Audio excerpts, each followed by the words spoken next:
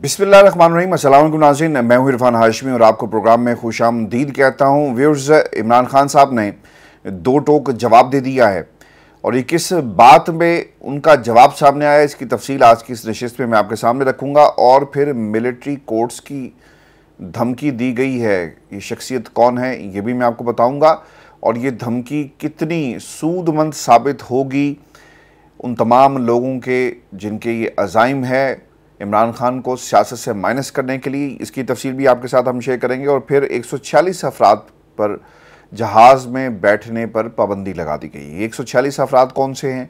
और फिर राहें जुदा, जेल में बहुत गर्मी थी, ये किसने कहा? और जहांगीर तरीन की अब तक 70 मुलाकातें हो चुकी हैं। ये शख्सियात कौन हैं जिनसे जहांगीर तरीन साहब मिल रहे हैं और इन मुलाकातों का पंजाब की सियासत पर क्या असर पड़ने जा रहा है ये भी मैं आपको बताऊंगा। चूँकि नून लीग को एक बहुत बड़ा धचका आने वाले दिनों में पहुंचने वाला है और नून लीग को अभी समझ नहीं आ रही, लेकिन इन्हें ऐसी समझ आएगी कि इनकी पूरी जो मरूसी नस्ल है वो इस वाक़े और साहने को याद रखेगी। व्यूअर्स, आपको बताते चलें कि एक जाली पीटीआई हकीकी मार्ज़ वजूद में आने वाली है। ये जमात कौन बना रहा है और बुनियादी तौर पर दरख्वास्त लिखी गई है इलेक्शन कमीशन ऑफ पाकिस्तान को। इस दरख्वास्त में क्या मौक़िफ़ अपनाया गया? और फिर सबसे अहम खबर, chief justice of Pakistan Umar Ata Bandial साहब की याददाश्त वापस आ गई है और ये उस वक्त हुआ जब ऑडियो लीक्स की तहकीकात के ऊपर 5 रुकनी लार्जर बेंच जो है वो समाअत कर रहा था, जिसे मुकम्मल कर लिया गया। और ये सानिहा उस वक्त हुआ जब चीफ जस्टिस ऑफ पाकिस्तान के सामने अटॉर्नी जनरल खड़े थे और उन्होंने कहा कि जनाब हमें इतराज़ है इस बेंच के ऊपर। अदालत के अंदर क्या कार्रवाई हुई? अटॉर्नी जनरल साहब ने जब इतराज़ उठाया बेंच के ऊपर तो चीफ जस्टिस ऑफ पाकिस्तान ये कहते हैं कि आप कहना क्या चाहते हैं? आप यही कहना चाहते हैं कि मैं इस बेंच से अलग हो जाऊं? क्योंकि पीडीएम का ये कहना है कि जनाब आपके घर की ख़वातीन थी, उनकी प्राइवेट गुफ्तगू थी, पाकिस्तान की एक एजेंसी ने उसे रिकॉर्ड किया, रिकॉर्ड करने के बाद किसी के हाथ में वो खिलौना दे दिया कि खेलो इसके साथ जब तक तुम्हारा दिल न भर जाए। अदलिया बुनियादी इंसानी हकूक़ की मुहाफ़िज़ है। खैर, ये पाकिस्तान की आवाम को तो मालूम ही नहीं है चीफ साहब, जो बातें आप करते हैं पता नहीं आप कौन से सियारे से आए हैं। और जो आपकी याददाश्त वापस आई है, आपको एकदम से याद आ गया कि पाकिस्तान में इंसानी हकूक़ की एक जो बुनियाद है वो अदालतें हैं और सुप्रीम कोर्ट ऑफ पाकिस्तान जो उसकी मुहाफ़िज़ है। आप हमारे इंतज़ामी इख्तियार में मुदाखलत ना करें। आपके इंतज़ामी इख्तियारात तो भाईजान आप बहुत पहले किसी को गिरवी, किसी के घर में, किसी की गोद में, किसी के हाथ में आपने गिरवी रख दिए थे और वो रात पाकिस्तान की जमहूरियत की तारीख में स्याह तरीन रात थी, जिसका हवाला जो है वो आप दे रहे हैं। फिर वो ये कहते हैं कि आप हमारे इंतज़ामी इख्तियारात में मुदाखलत ना करें, हम हुकूमत का मुकम्मल एहतराम करते हैं। हम आपने क्यों एहतराम करना भाई? आप सुप्रीम कोर्ट ऑफ पाकिस्तान हैं, आपकी पावर्स हैं, आप आइन और कानून जो आपको ये पावर्स देता है उसके मुताबिक फ़ैसले करें। लेकिन जब आप दूसरों का एहतराम करना शुरू कर देंगे तो फिर एहतराम इंसाफ का कौन करेगा? ये एक बुनियादी सवाल है। फिर वो ये कहते हैं कि आपकी दरख्वास्त काबिल एहतराम है, लेकिन चीफ जस्टिस का ओहदा एक आइनी ओहदा। अच्छा, ये भी चीफ जस्टिस जो है ना हमारा, ये डर गया है। इसे मालूम है कि जनाब पता नहीं क्या क्या चीज़ें वो निकाल कर कौम के सामने रखते हैं, तो मेरी पोजीशन कमज़ोर होगी। आखिरी महीने आराम से वक्त निकालो, इज़्ज़त के साथ चले जाओ। यही वो चैम्बर की मुलाकात थी जो मैंने आपको मुतअद्दिद दफ़ा बताई कि जनाब हवाओं का रुख बदलेगा और यही चीफ जस्टिस जो है वो अपने फ़ैसले की रिट को जो उसे कायम करवानी चाहिए थी उससे पीछे हटता गया। आज कहाँ गया जो नज़रसानी की दरख्वास्त आई? फिर ये कहना कि इलेक्शन कमीशन ने ये इतनी अच्छी अच्छी बातें इससे पहले क्यों नहीं की? सिर्फ एक सवाल था कि मुल्क के अंदर 90 रोज़ में इंतखाबात करवाए जाएँ, लेकिन एक ऐसा दाग पाकिस्तान तहरीक इंसाफ के माथे पर लगा दिया गया और उस दाग को हमें उसकी बुनियाद के ऊपर इस तहरीक इंसाफ को जो है वो बैन करने की तैयारियाँ की जा रही हैं। फिर वो कहते हैं कि चीफ जस्टिस का ओहदा एक आइनी होता है। मुझे मालूम था कि आप ये इतराज़ उठाएंगे। अदलिया वफाकी हुकूमत के मातहत नहीं और आइन में इख्तियारात की तकसीम है। देखिए, मैं आपको एक बात बताऊँ, चीफ जस्टिस के इख्तियारात को रेगुलेट करने के लिए कोशिशें की गई और चीफ जस्टिस ऑफ पाकिस्तान ने की याददाश्त जो वापस आई, उन्हें अब ख्याल आना शुरू हो गया कि हमारे यानी उनके जाने के बाद जो जज साहिबान वहाँ पर मौजूद हैं उनके साथ किस किस्म का सलूक किया जाएगा। जस्टिस एजाजुल एहसन, जस्टिस मुनीब अख्तर और बाकी जजेस जिनका एक अपना एक स्कूल ऑफ थॉट है और एक कंसोर्शियम है, यानी एक कबीले से ताल्लुक़ रखते हैं, अब वहाँ पर ये बात हो रही है और मैं आपको ज़िम्मेदारी से बता रहा हूँ। और इसीलिए चीफ जस्टिस ऑफ पाकिस्तान ने, चूँकि आइनी तौर पर, कानूनी तौर पर सुप्रीम जुडिशल काउंसिल के इख्तियारात जो हैं वो एक कमीशन जो बनाकर उसके हवाले कर दिए गए और उसकी बुनियाद के ऊपर पाकिस्तान तहरीक इंसाफ के ख़िलाफ़ कार्रवाई, उन जजेस के ख़िलाफ़ कार्रवाई जो आपके कबीले के नहीं हैं। अच्छा, फिर चीफ जस्टिस ने एक और भी बात कही कि हुकूमत कैसे जजेस को अपने मकासद के लिए मुंतखब कर सकती है। जब यहाँ पर एक फ़ौजी जनरल जो है वो आपको डिक्टेट कर सकता है कि इमरान खान के ख़िलाफ़ क्या फ़ैसला सुनाना है, तो फिर जनाब PDM को भी ये हक हासिल है कि वो अपनी मर्ज़ी के जजेस लगाए। सियासतदानों को यह हक हासिल है कि वो जो उनके दिल में आए वो करें। जब उनके पास पावर हो, हवाएं उनकी मर्ज़ी से चलती हों, तो फिर ये उनकी सवाबदीद है। फिर आप नहीं कह सकते, क्योंकि चीफ जस्टिस ने इस मुल्क के अंदर जितना नुकसान पाकिस्तान के जमहूरी सिस्टम को पहुँचाया ना, शायद इस मुल्क के अंदर, मैं दोबारा ये बात कह रहा हूँ, आमिर उन्होंने नहीं पहुँचाया। तो आज उनको ख्याल आ गया कि इस मुल्क के अंदर उनके भी कुछ इख्तियारात हैं, उनके भी कुछ बातें हैं जिसको खातिर में लाते हुए फ़ैसले करने चाहिए। व्यूअर्स, खान साहब को बार बार ये कहा जा रहा है और आपने कुछ लोगों के ज़रिए ये बात जो है मीडिया पर जो कि कहलवाई गई है और वो कहते हुए नज़र आए, जिसमें फ़याज़ुल हसन चौहान ने कहा कि नवाज़ शरीफ से बड़े गुनाह नहीं है इमरान खान के, आप उनको माफ़ करें और मुल्क से बाहर जाने दें। खान साहब को ये बाकायदा पैगाम दिया गया है और मैंने आपको आज से 1-1.5 हफ़्ता पहले भी ये बात बताई थी कि जहाज़ तैयार खड़ा है, आप उसमें बैठें और यहाँ से चले जाएं। ये खान साहब को बाकायदा पैगाम दिया गया, लेकिन खान साहब ने बाकायदा इनकार कर दिया और वो ये समझते हैं, जो उनकी तरफ से बयान जारी किया गया और पाकिस्तान के मीडिया ने उसे रिपोर्ट किया, उसमें वो ये कहते हैं कि जनाब बिल्कुल ठीक है, आप मुझे मुल्क से बाहर भेजना चाहते हैं, लेकिन बहुत ही अच्छा किया आपने, मेरा नाम जो है वो ECL में शामिल कर लिया। फिर आपको बता दूं कि जो नो फ्लाई लिस्ट है वो 146 लोग जिन्हें जहाज़ में बैठने की आज के बाद इजाज़त नहीं होगी जब तक कोई नहीं चाहेगा। अच्छा, इसमें 80 रहनुमाओं के नाम नो फ्लाई लिस्ट में डाले गए थे। आज मज़ीद 146 अफराद के नाम डाल दिए गए हैं, जिसके बाद नो फ्लाई लिस्ट में जाने वालों की तादाद 226 हो गई है। ज़राए व्यूअर्स ये बताते हैं कि ये नाम पुलिस, नैब और एंटी करप्शन के मरासलों के बाद नाम नो फ्लाई लिस्ट में डाले गए। इन लोगों को 1 टाइम परमिशन के लिए वज़ारत दाखिला से इजाज़त लेना पड़ेगी। इस पर खान साहब ने भी एक अपना बयान जारी किया, इसकी तफसील भी मैं आपके सामने रख देता हूं, क्योंकि इससे मालूम हो जाएगा कि कुछ ताकतें ऐसी मौजूद हैं पाकिस्तान के अंदर जो इमरान खान को बाहर भेजकर एक और बयानिया बनाना चाहती हैं कि खान साहब डर गए, खान साहब ने समझौता कर लिया और इमरान खान ने समझौता करने के बाद अपने लिए ये बेहतर समझा कि वो पाकिस्तान से बाहर चले जाएँ। वो इसलिए बयानिया बनाएंगे कि वो लोग जो जेलों के अंदर थे, खान साहब की गिरफ्तारी नहीं हुई, एक रात के लिए गिरफ्तारी होती है लेकिन फिर उन्हें छोड़ दिया जाता है, तो फिर वर्कर गिरफ्तारी क्यों दे? और आपने सोशल मीडिया के ऊपर ये बातें सुनी भी होंगी, सेकंड टियर ऑफ लीडरशिप गिरफ्तारी क्यों दे?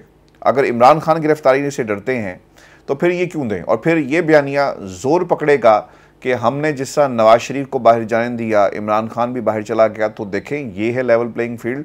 जो इल्ज़ाम नवाज शरीफ पर था वही इल्ज़ाम इमरान खान के ऊपर है। तो इसलिए खान साहब ने ये बयान जारी किया और वो ये कहते हैं कि मैं आपका शुक्रिया अदा करता हूं कि आपने मेरा नाम ECL में डाल दिया, और वैसे मेरा बैरून मुल्क जाने का कोई इरादा नहीं, क्योंकि मेरी वहाँ कोई जायदाद या कारोबार नहीं, हत्ता कि मुल्क से बाहर मेरा कोई बैंक अकाउंट भी नहीं है। ये खान साहब की तरफ से एक जवाब दिया गया। व्यूअर्स, मैं आगे बढ़ने से पहले एक इंतहाई अफसोसनाक किस्म की एक प्रेस कॉन्फ्रेंस की गई, और ये प्रेस कॉन्फ्रेंस की है जी कादिर पटेल साहब ने, और जब इन्हें वज़ीर सेहत लगाया गया था तो उस वक्त बहुत सारे मीम्स बने थे।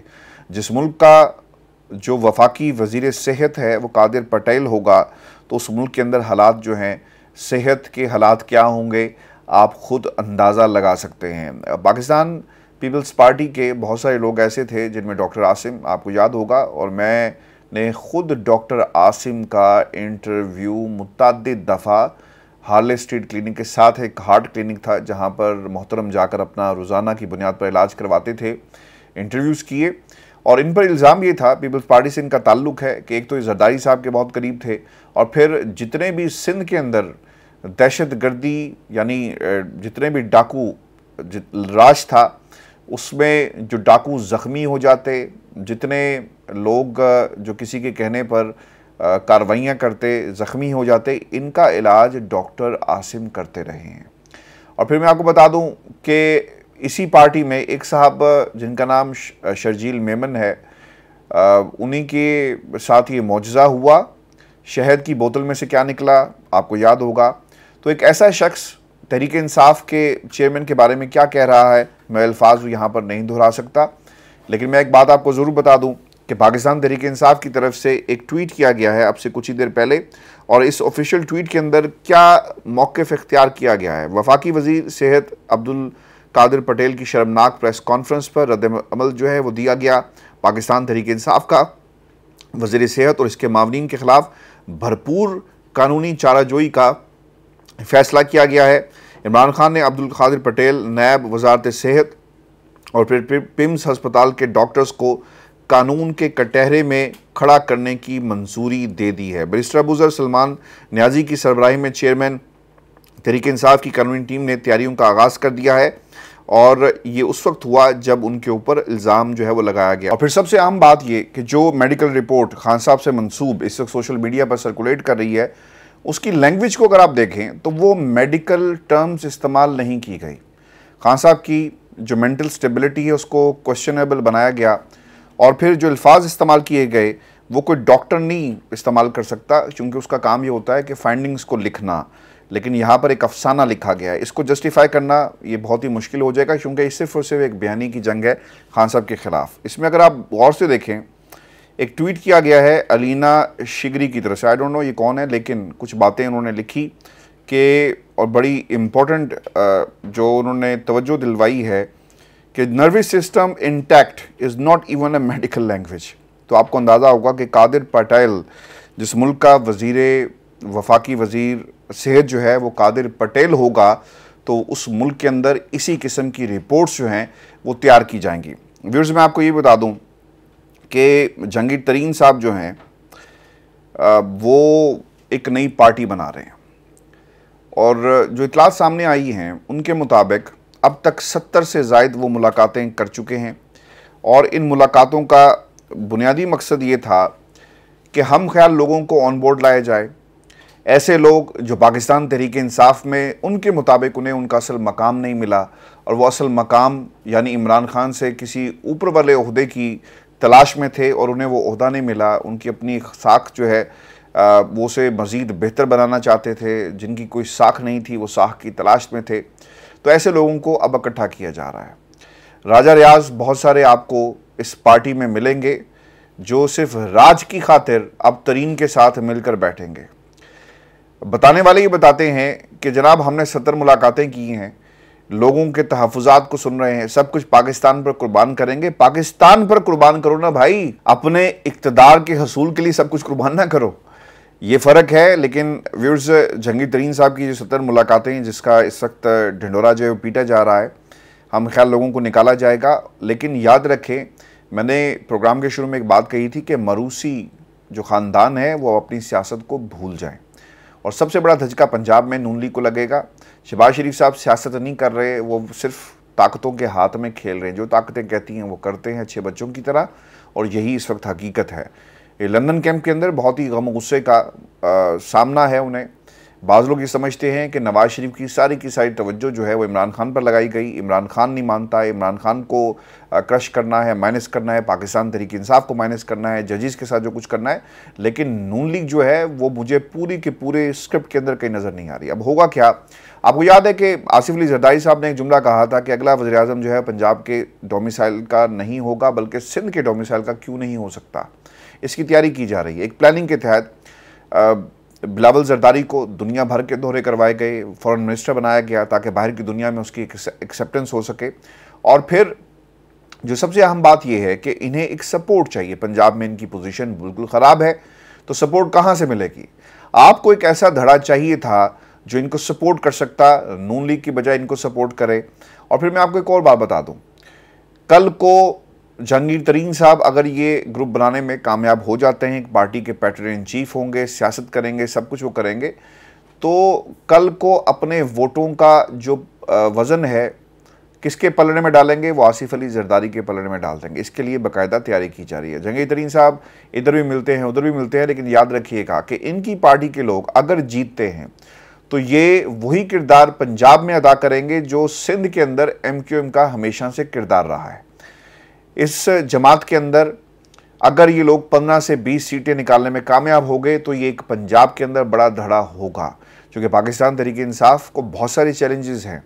इंतखाबात जब भी होंगे, कब होंगे, जब भी हुए तो उन्हें एक लिस्ट और दोबारा से पार्टी को रिवैम्प करना है, लोगों को देखना है, क्योंकि वो लोग जो पार्टी को छोड़ रहे हैं, जो सियासत से अलग होने का ऐलान कर रहे हैं, उनकी मुश्किलात और उनके मसाइल अपनी जगह, वफादारियाँ तब्दील करवाई गई, जुल्म के साथ इमरान खान के साथ जो खड़े हैं उन पर जुल्म किया जा रहा है, उनके घरों को गिराया जा रहा है, ये सब चीज़ें अपनी तरफ हैं। लेकिन पाकिस्तान तहरीक इंसाफ को दोबारा से मोबिलाइज करने में और होने में, क्योंकि उनका वोट बैंक बेशक मौजूद है, थोड़ा सा वक्त लगेगा। और इसका फ़ायदा कौन उठाएगा? आसिफ अली जरदारी, और सीटें जो ये जीतेंगे वो डाल देंगे उसके पलड़े में जहां पर उन्हें ज़्यादा वजारतें जो हैं वो मिलेंगी। और नून लीग भूल जाए पंजाब भी अब, क्योंकि पंजाब के अंदर अब सिर्फ एक ताकत नहीं होगी, उनका मुकाबला 3 ताकतों से होगा। इमरान खान, आसिफ अली जरदारी साहब और फिर जहांगीर तरीन का एक ग्रुप जो है, जो बातें करें 70 लोगों की, अगर ये 8 सीटें भी निकालने में कामयाब हो गए पंजाब से, तो ये वोट बैंक जो है वो उसका होगा जो इनको फैसिलिटेट करेगा। व्यूअर्स, आपको बताते चलें, एक धमकी दी गई राना सनाउल्लाह की तरफ से। इस धमकी पे जाने से पहले, क्योंकि मुश्किलात का मैंने जिक्र किया, मलिका बुखारी साहिबा ने बाहर निकलकर 16 दिन ये जेल में रही, C क्लास में इन्हें रखा गया। और C क्लास के बारे में ये बताया जाता है कि 20 से 25 लोग जो हैं एक छोटे से जेल के अंदर होते हैं, और एक छोटा सा टॉयलेट, और फिर गर्मी, और फिर बीमारियाँ, ये तमाम चीज़ें जो हैं इसका खाका एक टेलीविज़न प्रोग्राम के अंदर बाकायदा खींचा भी गया। मैंने भी जिन लोगों से जब मैं रिपोर्टिंग करता था पाकिस्तान के अंदर, तो C क्लास कैटेगरी के हवाले से जब भी पूछा तो हालात हमारी जेलों के ज़्यादा अच्छे नहीं हैं। जब मैंने आज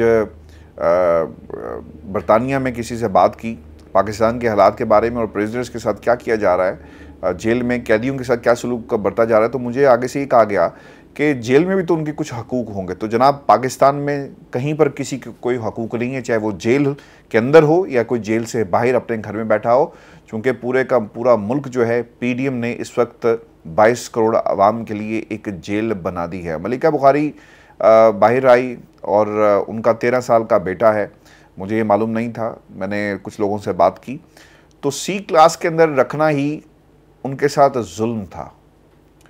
और बहुत ही मुश्किल हालात में ये उन्होंने स्टेटमेंट जारी की, जिसमें श्री मज़ारी ने कहा कि मैं टाइम अपने बच्चों को देना चाहती हूँ, फैमिली को देना चाहती हूँ। तो इनका भी कुछ इसी तरह का ख्याल है, क्योंकि ये जो सच का रास्ता है, सियासत का रास्ता है, सच का रास्ता नहीं कहना चाहिए, सियासत का जो रास्ता है, यहाँ पर सिर्फ़ और सिर्फ मफादात होते हैं, और मफादात के लिए इंसान कुछ भी करता है, और देखना ये पड़ता है कि आपके मफादात जो हैं वो किसके साथ हैं। खैर, ये उनका अपना फ़ैसला है, हम इस पर क्रिटिसाइज़ नहीं कर सकते, लेकिन अच्छा होता कि इमरान खान की बाजू बनते, खड़े रहते डट कर। वो लोग जो खान साहब की काफ़िले को छोड़ते जा रहे हैं ना, उनके केसेस भी ख़त्म होते जा रहे हैं, उनको नज़रबंदी भी उनकी ख़त्म होती जा रही है। मुसर्रत चीमा और जमशेद चीमा गालिबन, उनके बारे में भी यही कहा जा रहा है कि इधर उन्होंने ऐलान किया तो उधर उनकी नज़रबंदी जो है वो ख़त्म कर दी गई। और फिर साहब को बताऊं कि खान साहब को एक धमकी दी है, ये धमकी आई है राना सनाउल्लाह की तरफ से। राना सनाउल्लाह ये कहता है कि खान साहब का केस भी मिलिट्री कोर्ट्स में चलाया जा सकता है। जो लोग ममनुआ इलाकों में गए और भेजने वाले और जाने वाले जितने भी थे, इनको मिलिट्री एक्ट के तहत जो है इनके खिलाफ जो है वो कार्रवाई की जाएगी। ऑफिशियल सीक्रेट एक्ट और मिलिट्री एक्ट का इतलाक वहाँ होता है जो दिफा से मुतल्लिक जगह हो। जिना हाउस कोर कमांडर की रिहाइशगाह और कैंप ऑफिस था। जिना हाउस में बहुत हसास चीज़ें भी मौजूद थी। 499 में से सिर्फ 6 FIR हैं जिन्हें प्रोसेस किया जा रहा है और सिर्फ 6 FIR का ट्रायल मुमकिन तौर पर मिलिट्री कोर्ट में हो सकता है। इमरान खान 1 साल से मुसलसल नफरत की सियासत कर रहे हैं। उन्होंने नफरत की सियासत में 25 मई को इस्लामाबाद पर हमला करना था। अच्छा, अब ये बातें जो कर रहे हैं ना, मेरा नहीं ख्याल कि इसको दोहराया जाए, क्योंकि ये सिर्फ और सिर्फ एक जहर है, एक बयानिया है जिसे बनाने की जो है पाकिस्तान के अंदर ये कोशिशें कर रहे हैं और ये किसी सूरत भी कामयाब नहीं होंगी। और फिर आखिर में आपको बताऊं कि PTI हकीकी मुल्तान यूथ विंग का जो सदर है राव यासिर, उसकी तरफ से दरख्वास्त बाकायदा तौर पर इलेक्शन कमीशन ऑफ पाकिस्तान में दे दी गई है और आप देखिएगा कि बहुत जल्दी इस दरख्वास्त को एंटरटेन करके पाकिस्तान तहरीक इंसाफ हकीकी जो है वो बना दी जाएगी। और यही कहानी है इस मुल्क की। सियासतदान आपस में लड़ते रहते हैं और फ़ायदा जो है वो ताकतें उठाती हैं। आज भी यही हुआ है पाकिस्तान के अंदर। मुझे तो कोई फ़र्क हालात नहीं लगे पिछले एतवार की निस्बत। आज भी ताकतों ने फ़ायदा उठाया और सियासतदानों ने अपने हाथ कमज़ोर किए और तोड़कर जो है कुछ लोगों के पास जो है गिरवी रखती हैं। व्यूअर्स, पाकिस्तान के हालात पर बात करते हुए ना तकलीफ़ होती है। लोग समझते हैं कि शायद ये कोई किसी मकसद के तहत या किसी एजेंडे पर या पाकिस्तान तहरीक इंसाफ का एजेंडा टोक कर रहे हैं। ये पहली दफ़ा ऐसा हुआ। मैं आपको ना पूरी ज़िम्मेदारी से बात बता रहा हूँ। मेरी एक टेलीविज़न चैनल में एक हेड ऑफ प्रोग्रामिंग से बात हो रही थी। मैंने इस इंडस्ट्री में कई साल गुजारे हैं, बहुत सारे लोगों के साथ काम भी किया। बहुत सारे लोगों को ये मालूम भी नहीं है कि काम की नौयत क्या थी और कभी मैंने इस हवाले से ज़्यादा तफसील आपके सामने रखी भी नहीं है। तो हेड ऑफ जो प्लानिंग जो प्रोग्रामिंग थे, मेरी उनसे एक बात हुई तो उन्होंने कहा कि इरफान, इमरान खान साहब ने पाकिस्तान की आवाम को ना एक तीसरी उम्मीद दी थी। हमेशा से 2 ख़ानदान, नून लीग, नवाज शरीफ, आसिफ अली जरदारी, भुट्टो ख़ानदान, तो PTI एक तीसरी ताकत के तौर पर सामने आई। लेकिन पाकिस्तान तहरीक इंसाफ के बहुत सारे ऐसे फ़ैसले गलत थे जिससे पार्टी को नुकसान पहुंचा। ये जुल्म हुआ उन तमाम लोगों के साथ भी जो तहरीक इंसाफ के साथ चल रहे हैं मुखलिस होकर, जो पाकिस्तान के साथ चल रहे हैं मुखलिस होकर। यानी आपके पास कोई ऑप्शन ही मौजूद नहीं है कि आप नून लीग को वोट देंगे या भुट्टो को वोट देंगे, नवाज शरीफ के नाम पे का वोट होगा या भुट्टो के नाम का वोट होगा।